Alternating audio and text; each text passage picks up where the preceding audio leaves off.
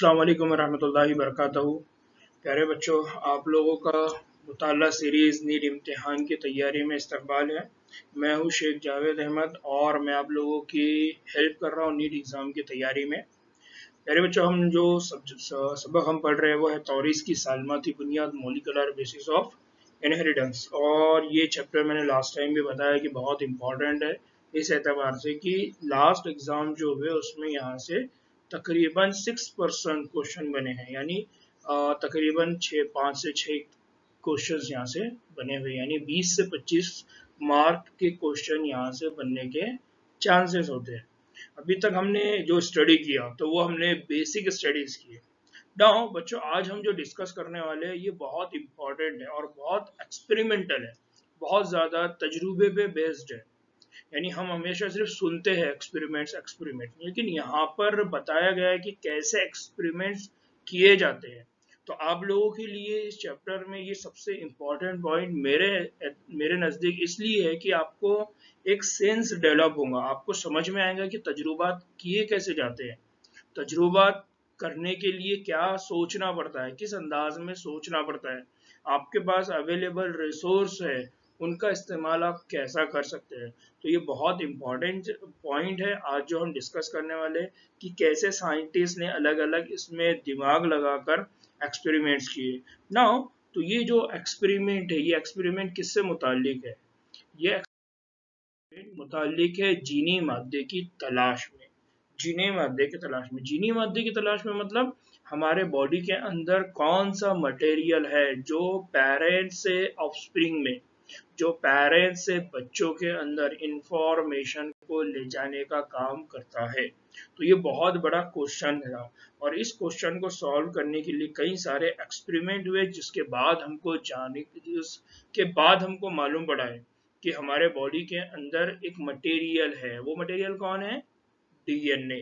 DNA हमको इतने तजुर्बात के बाद मालूम पड़ा कि वो पेरेंट्स से ऑफस्प्रिंग, माँ बाप से बच्चों के अंदर कैरेक्टरिस्टिक्स, खुसूसियात को ट्रांसफर करने का काम करता है। तो हम आज जो स्टार्ट कर रहे हैं तो बेसिक स्टार्ट कर रहे हैं और इसको हम समझने की कोशिश करेंगे। तो सबसे पहले हम स्टार्ट कर रहे हैं जीनी मादे की तलाश। जीनी मादे की तलाश means experiment for identifying, experiment for discovering who is the genetic material, कौन जेनेटिक मटेरियल है यहाँ पर। तो सबसे पहले ये हुआ कि एक साइंटिस्ट थे, उनका नाम है फ्रेडरिक मिश्चर। क्या नाम है उनका? फ्रेडरिक मिश्चर। अब यहाँ पर लिखा हुआ है मिश्चर, लेकिन उनका नाम है फ्रेडरिक मिश्चर। तो ये जो फ्रेडरिक मिश्चर थे, तो फ्रेडरिक मिश्चर ने एक बात कही थी। उन्होंने क्या कहा था? न्यूक्लियन। उन्होंने किस बात की डिस्कवरी की थी? न्यूक्लियन। तो फ्रेडरिक मिश्चर वो साइंटिस्ट है जिनके जरिए क्या मालूम पड़ा था? न्यूक्लियन। अब यहाँ पर ये निर्क्लियन हो गया, बेसिकली वो है न्यूक्लियन, न्यूक्लियाई। क्या था वो? न्यूक्लियाई। ये जो साइंटिस्ट है फ्रेडरिक मिश्चर, इन्होंने क्या किए? इन्होंने व्हाइट ब्लड से, फ्रेडरिक मिश्चर ने क्या किए? फ्रेडरिक मिश्चर ने एक सेल लिए जिसको हम कहते हैं व्हाइट ब्लड सेल। और इस व्हाइट ब्लड सेल के अंदर उन्होंने देखा कि यहाँ पर कुछ फॉस्फो एसिडिक, कौन सा? फॉस्फो एसिडिक मटेरियल है, यानी ऐसा मटेरियल है जिसके पास फास्फोरस भी है और फास्फोरस होने की वजह से उसके पास क्या है? एसिडिक नेचर है। तो ये बात उन्होंने देखी, जिसकी वजह से उन्होंने उसका नाम क्या दिया? न्यूक्लियाई। जिसका नाम उन्होंने क्या दिया? न्यूक्लियाई। क्योंकि ये जो मटेरियल उनको देखने को मिला था वो कहाँ देखने को मिला था? न्यूक्लियस। इसलिए उन्होंने उसका नाम क्या दिए थे? न्यूक्लियाई। तो सबसे पहले जो फ्रेडरिक मिश्चर थे, फ्रेडरिक मिश्चर ने क्या बताया था? न्यूक्लियाई। और उसी के साथ एक और साइंटिस्ट है जिनका हम बार बार नाम लेते रहते हैं या बार बार हम उनका नाम सुनते हैं। वो कौन है? Gregor Mendel, Gregor John Mendel. तो ग्रेगर जॉन मेंडल ने क्या कहा था? उन्होंने हमको बताया था उसूल तवारीस। उन्होंने हमारे सामने कौन सा उसूल पेश किया? उसूल तौरीस या उसूल तवार। तो उसूल तौरीस का मतलब क्या है? इन्होंने बताया था कि कुछ तो है मटेरियल, कोई तो फैक्टर है जो पेरेंट्स से बच्चों के अंदर जाता है, जो माँ बाप से अपने बच्चों में जाता है। ये बात उन्होंने कही थी। तो दो ऐसे साइंटिस्ट थे, एक थे फ्रेडरिक मिश्चर और दूसरे थे मेंडल। इन दोनों ने एक बेसिक बुनियाद, एक बेसिक कंसेप्ट इंट्रोड्यूस किया था, लोगों को बताया था कि ये होता है। ठीक है। लेकिन डीएनए ही जीनियाती मादा है, डीएनए ही जीनियाती मादा है, ये किसी को नहीं मालूम था। डीएनए ही जेनेटिक मटेरियल है, इसका अभी कंफर्मेशन नहीं हुआ था। तो दो साइंटिस्ट थे, फ्रेडरिक मिस्चर और मेंडल, इन्होंने बताया था कि हाँ इस तरह का काम होता है कि माँ बाप से बच्चों में कुछ चीजें जाती है, कुछ मटेरियल है जो लेके जाता है, लेकिन कौन सा मटेरियल है ये नहीं मालूम। तो तब तक डीएनए ही जेनेटिक मटेरियल है ये किसी को मालूम नहीं था। फिर ये मालूम करने, फिर इसको साबित करने के लिए काफी वक्त लगा, और ऐसा होते होते जेनेटिक विरासत का जो मैकेनिज्म है उसका तयन सालमाती सतह तक पहुंच चुका था।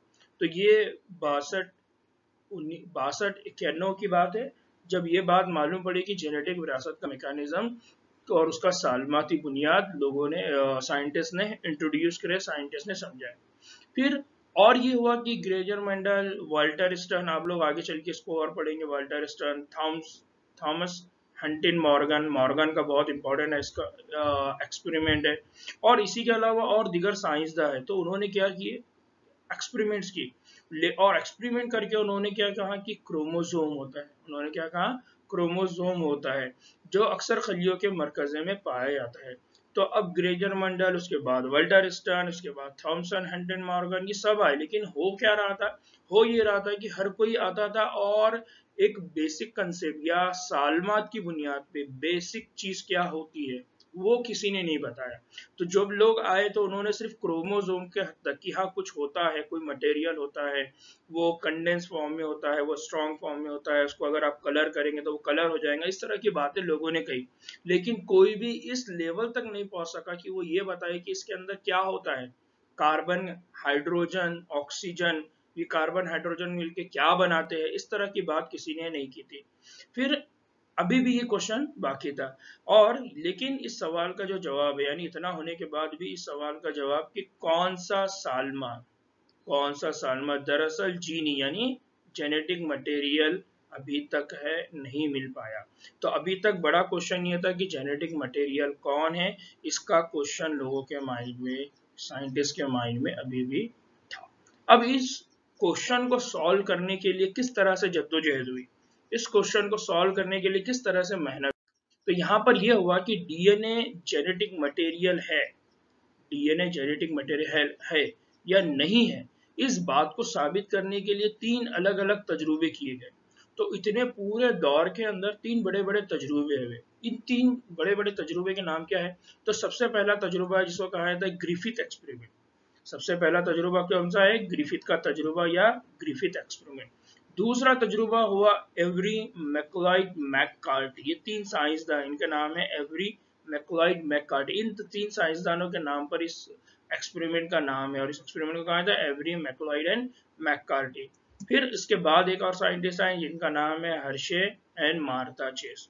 हर्शे और मार्था चेस ने एक्सपेरिमेंट किया और उसके बाद उन्होंने बताया कि जो जेनेटिक मटेरियल है वो डीएनए है। तो सबसे पहले ग्रिफिथ ने एक्सपेरिमेंट किया, इस ग्रिफिथ के एक्सपेरिमेंट को बेस बनाया एवरी मैकलॉयड मैककार्टी ने।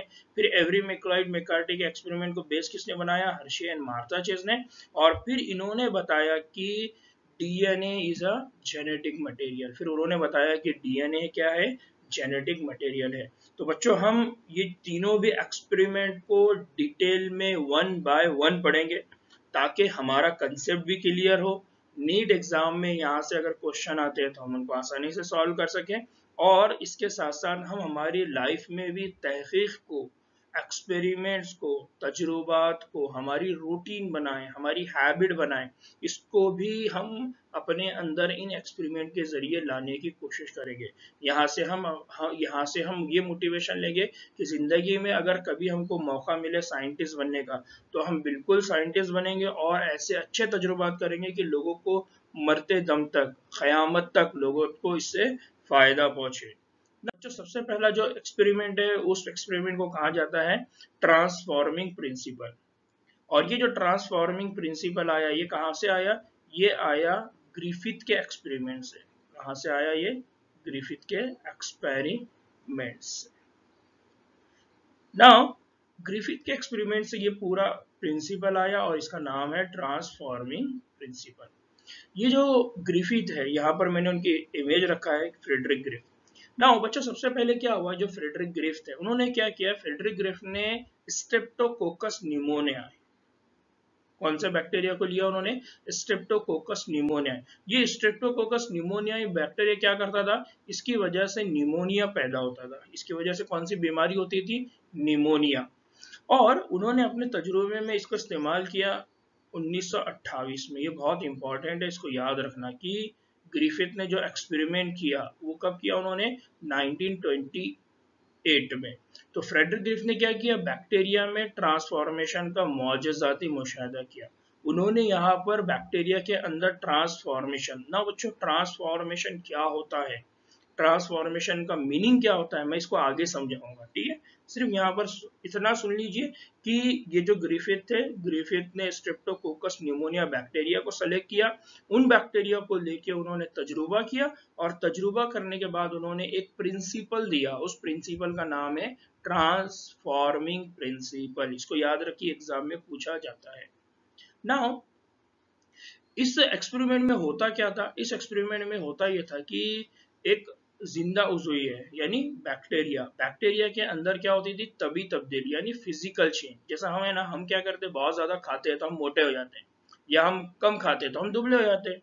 तो दुबले होना और मोटे होना मतलब तभी तब्दीली, बॉडी के अंदर क्या होती है, चेंज होती है, फिजिकल चेंजेस। अब यहाँ पर मैं एक कंसेप्ट आपको बता रहा हूँ, यहाँ पर मैं समझाने की कोशिश कर रहा हूँ कि उन्होंने किस तरह से एक्सपेरिमेंट किया और उसकी वजह क्या थी। तो जब उन्होंने स्ट्रेप्टोकोकस न्यूमोनिया बैक्टीरिया लिया और उसको, बैक्टीरिया को उन्होंने क्या किया, कल्चर प्लेट के ऊपर। ये कल्चर प्लेट क्या होती है, इसको आप आगे डिटेल में समझेंगे, सिर्फ इतना समझ लीजिए कि बैक्टीरिया को खाने के लिए इन्होंने कुछ मटेरियल दिया जिसको हम क्या कह रहे हैं, कल्चर प्लेट।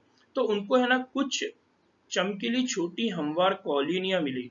मतलब जब उन्होंने क्या किया, एक प्लेट लिया, इस प्लेट पे इन्होंने यहाँ पर खाने के लिए कुछ मटेरियल दिया, और मटेरियल खाने को देने के बाद यहाँ बैक्टीरिया को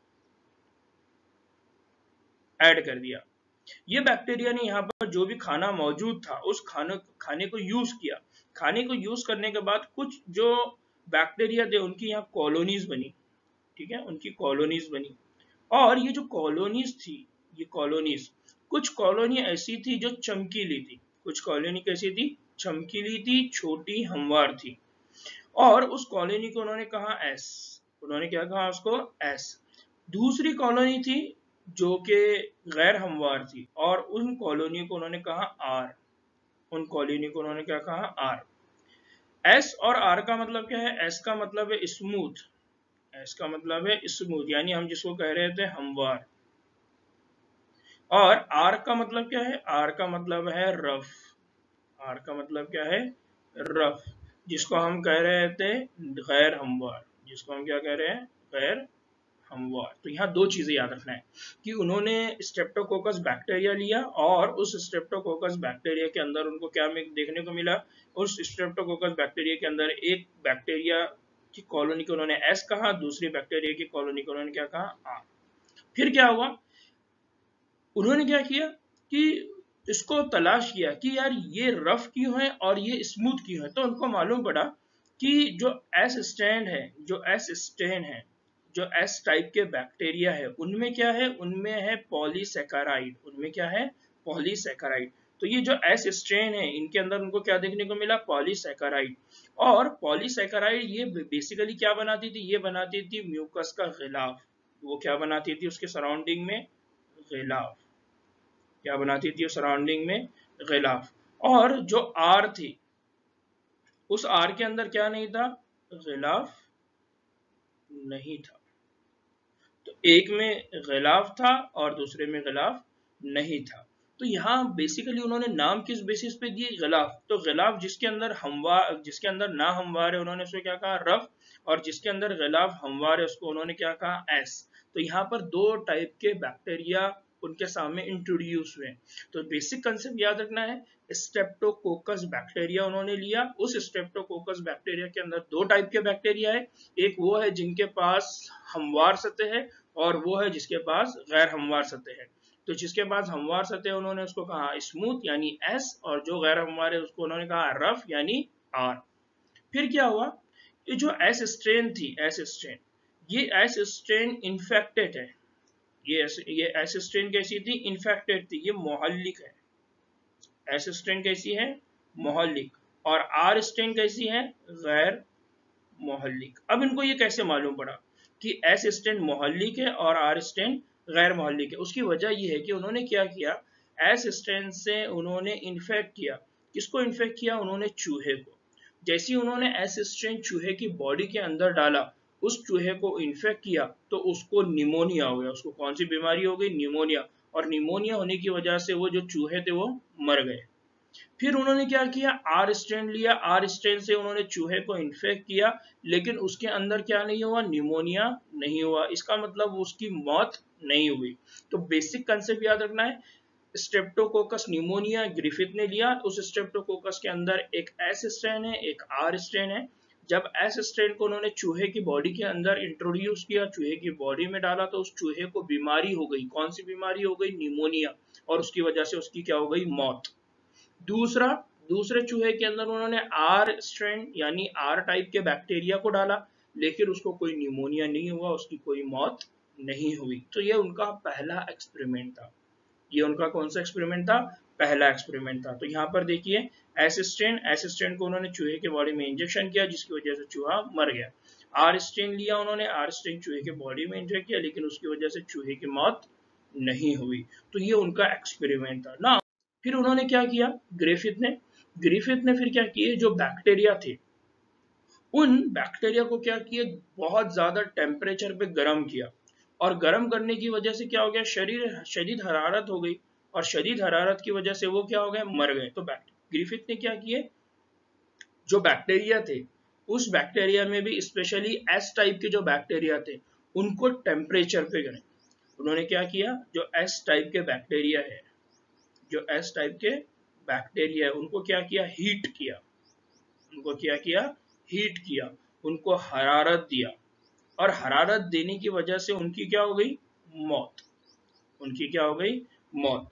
तो उन्होंने जैसी इन बैक्टीरिया को मार डाला, तो जब हरारत से मरे हुए एस बैक्टीरिया को उन्होंने चूहे के अंदर दाखिल किया, फिर उन्होंने क्या किया, ये जो शदीद हरारत की वजह से जो चूहे बैक्टीरिया मर गए थे, उन्होंने वो उसको किस में इंट्रोड्यूस किया, चूहों में। और चूहों में दाखिल किया, लेकिन वो नहीं मरे। उन्होंने जब चूहे के अंदर उसको दाखिल किया तो वो नहीं मरे। तो बेसिकली उन्होंने क्या किया, हरारत से मारे गए एस स्ट्रेन को अगेन चूहे में इंजेक्ट किया, और चूहे जिंदा रहे। क्यों चूहे जिंदा रहे, क्योंकि ज्यादा हरारत की वजह से वो बैक्टीरिया तो क्या हो गए थे, मर गए थे। जब एस टाइप के बैक्टीरिया मर जाएंगे तो उनकी वजह से कोई काम होगा क्या, नहीं होगा। इसलिए उनकी वजह से निमोनिया डेवलप होगा क्या, नहीं होगा। और निमोनिया अगर डेवलप नहीं होता है तो चूहे जिंदा रहेंगे, उनकी कोई मौत नहीं होगी। लेकिन उन्होंने इसके बाद चौथा तजुर्बा किया। चौथा तजुर्बा क्या किया उन्होंने, चौथा तजुर्बा ये किया कि गर्मी से मरे हुए एस स्ट्रेन, उन्होंने क्या लिया, गर्मी से मरे हुए एस स्ट्रेन और जिंदा आर स्ट्रेन, और साथ में क्या लिया, जिंदा आर स्ट्रेन, इन दोनों को मिक्स करे और उसके आमेजे को चूहे में दाखिल किया। उन्होंने क्या करे, एस स्ट्रेन जो कि हीट किल्ड है, एस स्ट्रेन जो हरारत की वजह से मर गई, उस एस स्ट्रेन को लिया, उसको आर स्ट्रेन के साथ मिक्स किया, उन दोनों का आमेजा बनाया, और उनको कहां पर, बॉडी में डाल दिया, चूहे की बॉडी में। अब उन्होंने देखा कि यार यहाँ तो बड़ा अजीब मामला हो गया। क्यों, क्योंकि चूहे की वहां पर क्या हो गई, मौत हो गई। अब क्वेश्चन ये था कि आर स्ट्रेन ऑलरेडी गैर मौलिक है, उससे तो कुछ होता नहीं। एस स्ट्रेन है, जिसको आपने हरारत दी तो वो तो मर गई, तो वो भी गैर मौलिक हो गई। लेकिन मसला ये होगा कि जब दोनों को मिक्स करके डाला तो चूहे की तो मौत हो गई।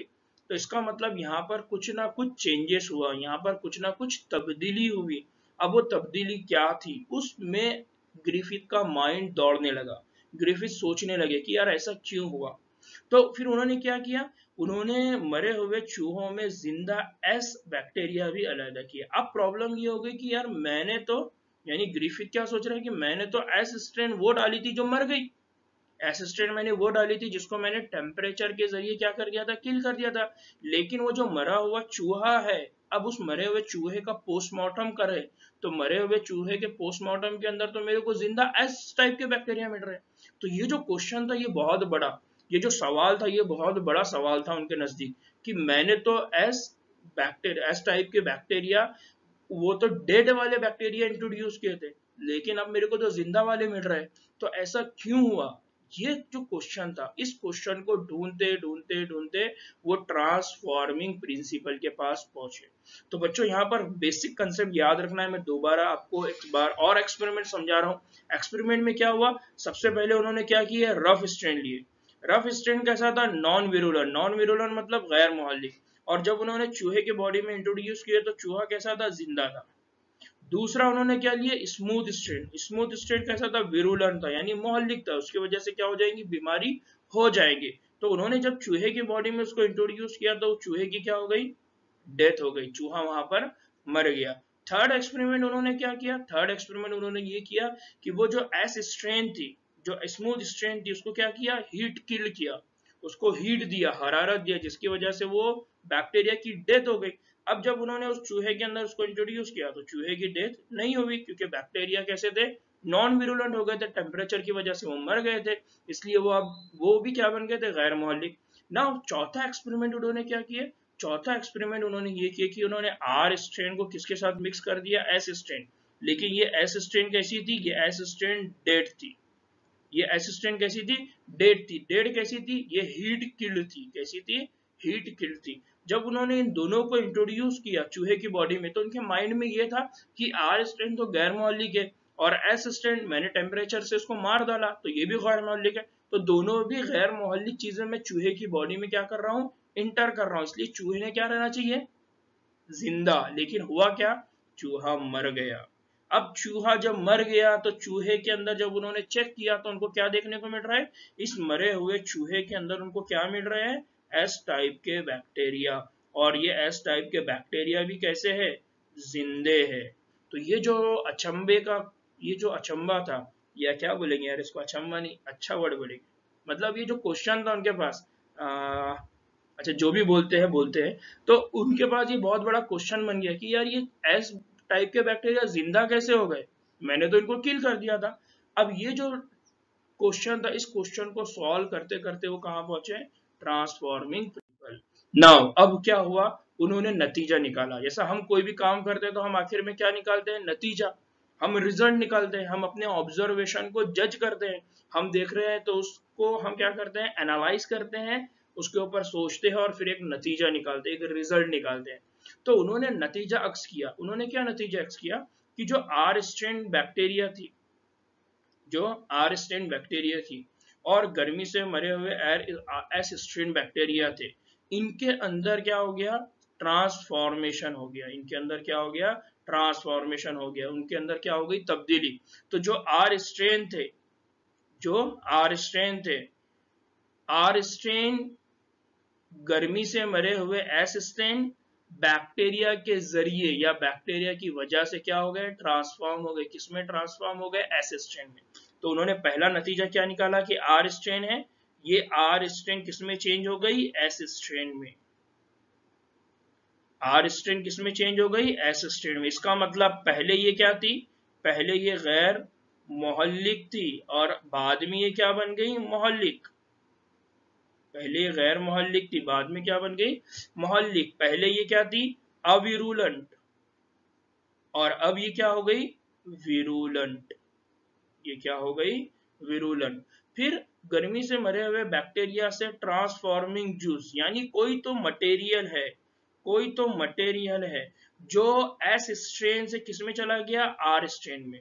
कोई तो मटेरियल ऐसा था जो किससे, एस स्ट्रेन से कहां पर चला गया, आर स्ट्रेन, और उसने आर स्ट्रेन को किसमें चेंज कर दिया, एस स्ट्रेन बैक्टीरिया में मुंतकिल हो गया था, जिसने आर स्ट्रेन को हमवार पॉलीसेकेराइड गिलाफ बनाने के काबिल बना दिया। ना बच्चों, बहुत इंपॉर्टेंट चीज है कि पहले क्या हुआ, आर स्ट्रेन थी, आर स्ट्रेन किसमें चेंज हो गई, एस स्ट्रेन। आर स्ट्रेन कैसी थी, गैर मुहल्लिक, अब वो क्या बन गई, मुहल्लिक। पहले वो क्या थी, अविरुलन, अब क्या बन गई, विरुलन।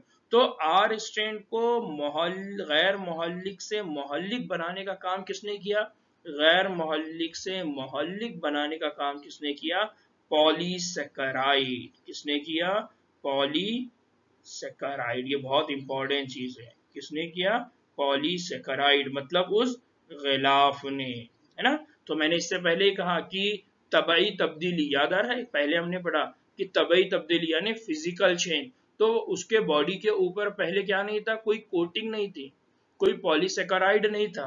पॉलीसेकेराइड नहीं होने की वजह से वो मोहल्लिक नहीं था। लेकिन जैसे ही उसके बॉडी के ऊपर पॉलीसेकेराइड आ गया, उसके ऊपर गिलाफ चढ़ गया, तो अब वो क्या बन गया, मोहल्लिक।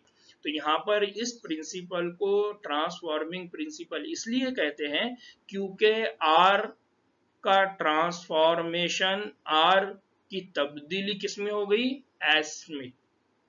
आर की तब्दीली किसमें हो गई, एस में। गैर मोहल्लिक की तब्दीली किसमें हो गई, मोहल्लिक में। गैर गिलाफ की तब्दीली किसमें हो गई, गिलाफ वाले में। इसलिए इसको कहा जाता है ट्रांसफॉर्मिंग प्रिंसिपल।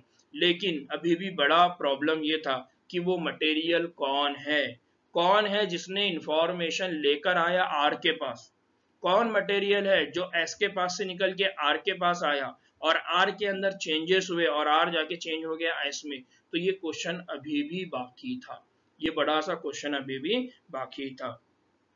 तो ऐसा सिर्फ मादे के मतलब ये बात उनको समझ में आ गई कि ऐसा अगर हुआ, ये चेंजेस अगर हुआ, ट्रांसफॉर्मेशन हुआ, तो वो किसी ना किसी मादे की वजह से हुआ। लेकिन प्रॉब्लम ये थी, क्या थी, कि इस तजुर्बे से जेनेटिक मटेरियल की बायोकीमियाई फितरत की, वो बायोकेमिकल चीज क्या है, वो कौन सा मटेरियल है, उसका अंदाजा नहीं किया जा सकता था। अगेन यहाँ पर भी क्वेश्चन आ गया कि एक्सपेरिमेंट तो उन्होंने पूरा कंप्लीट किया, ये बात भी कंफर्म हो गई कि तब्दीली के लिए कोई तो मटेरियल है जो रिस्पॉन्सिबल है, जो तब्दीली लाता है और ये तब्दीली के लिए जिम्मेदार है। लेकिन वो मटेरियल कौन है, वो डीएनए है, कार्बोहाइड्रेट है, प्रोटीन है, या कोई और चीज है, ये जो क्वेश्चन था ये अभी भी इस एक्सपेरिमेंट में बाकी था। तो यहाँ पर ये जो एक्सपेरिमेंट है ट्रांसफॉर्मिंग प्रिंसिपल या ग्रिफिथ एक्सपेरिमेंट, ये बहुत इंपॉर्टेंट है, बहुत अहमियत है। इसको एग्जाम में पूछा जाता है, बार बार घुमा फिरा के क्वेश्चन किए जाते हैं, इसलिए इसको अच्छी तरह से देखिए। एक बार नहीं समझ में आ रहा है, दो बार देखिए। आपको डायरेक्टली यहाँ से नहीं समझ में आ रहा, मेरे व्हाट्सएप पे मैसेज करिए, यूट्यूब पे कमेंट करिए, मुझको पूछिए, इंशाल्लाह मैं इसका आपको और अच्छे अंदाज में समझाने की कोशिश करूंगा। तो उम्मीद है कि आज का जो लेक्चर है आप लोगों को समझ में आया होगा। इसमें अगर आपको कोई डाउट है तो आप लोग मुझको व्हाट्सएप कर सकते हैं। तो इंशाल्लाह कल फिर मुलाकात होगी, दुआओं में